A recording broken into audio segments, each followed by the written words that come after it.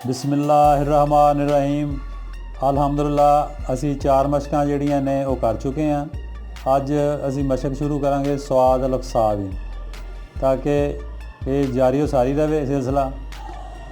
एक असी नमैश कराई दी आ बस सिलसिला ईद मिलादुन नबी, जिहड़ी कि 15वीं नमैश अल्हम्दुलिल्लाह हो रही है।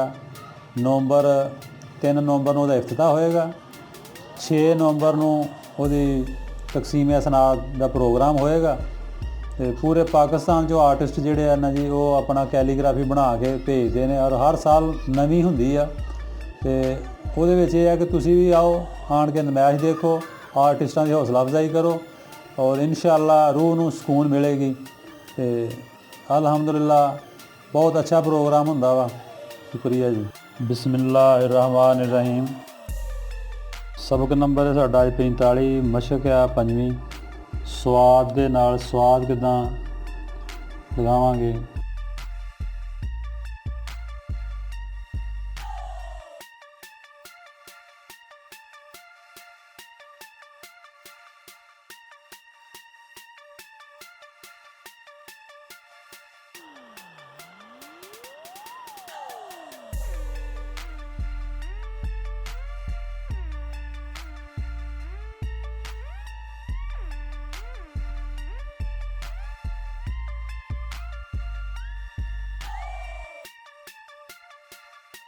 इन्हूं इस कोने दे नाल ही नीचे लैके आवांगे तो फिर इहदा दायरा जिहड़ा बनावांगे।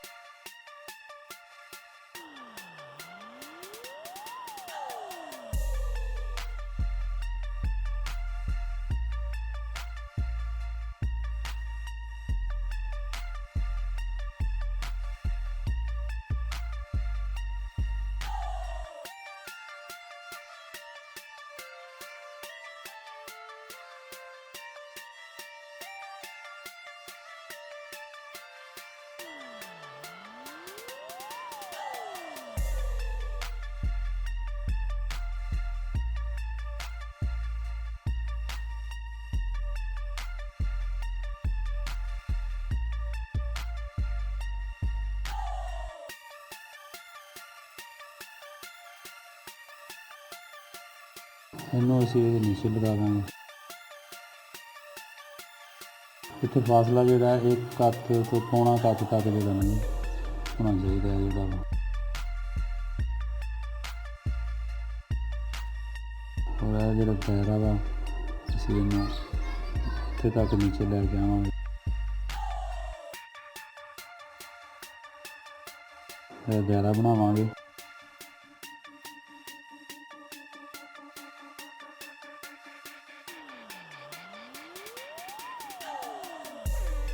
मशक जी है तुसी कम काम जी है ना जी, एक सफ़ा जड़ा ना वो ज़रूर लिखो, ताकि बार बार लिखण नाल लफ्ज़ की भी पहचान होंदी है, सबक भी आसान हो जाता वा।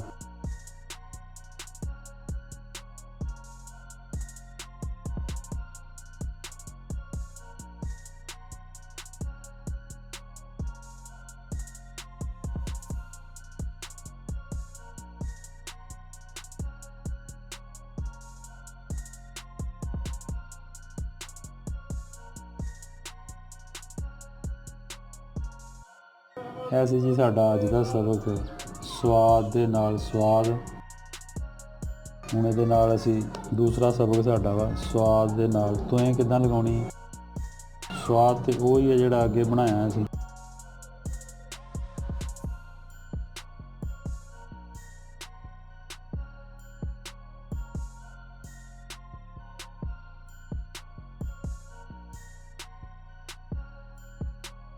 इनू रफ नूं टेढ़ा करांगे थोड़ा जिहा, फिर वापस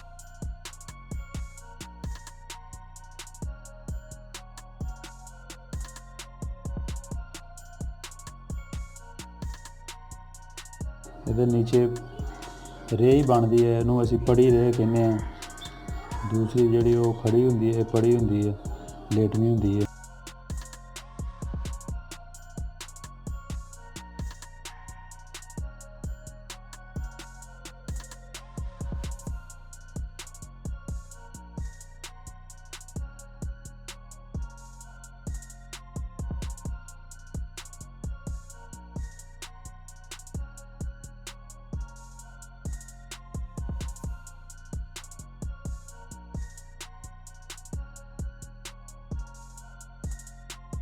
ਔਰ ਇਹਦੇ ਦਰਮਿਆਨ 'ਚ ਜਿਹੜੀ ਜਗ੍ਹਾ ਹੈ ਨਾ ਜੀ, ਇਹ ਜਿੱਦਾਂ ਸਵਾਦ ਦੇ ਵਿੱਚ ਆ ਤਕਰੀਬਨ ਓਨੀ ਜਗ੍ਹਾ ਹੁੰਦੀ ਹੈ, ਥੋੜ੍ਹੀ ਜਿਹੀ ਲੰਬਾਈ ਇਹਦੀ ਜ਼ਿਆਦਾ ਹੁੰਦੀ ਹੈ।